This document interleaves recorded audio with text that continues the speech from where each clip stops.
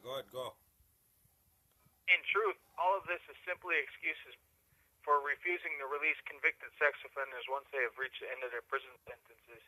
This is done not out of any reasonable fear that any of them will commit another sex offense immediately following prison release, but instead out of fear that eventually, perhaps many years and even decades later, they might do so.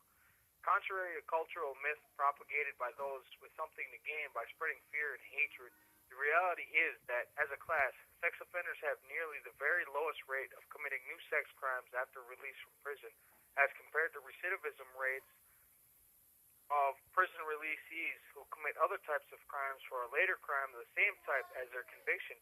Therefore, in order to justify such commitment of a given sex offender, forensic expert witnesses must come up with all manner of hair-splitting distinction and exceptions in an attempt to cast the targeted sex offender as highly likely to reoffend, with a substantial difficulty in restraining himself from doing so.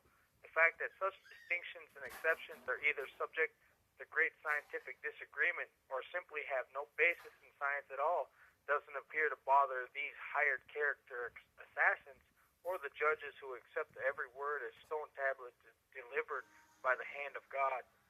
All in all, judges and other participants in this judicial system of sex offender commitment know full well that these opinions and prognostications by such experts are merely prostitutions of psychiatry and psychology profession, and that such testimony is merely a plausible rationalization for predetermined judicial will, preventative detention for the indefinite term, and by the numbers probably for the remainder of sex offenders' life.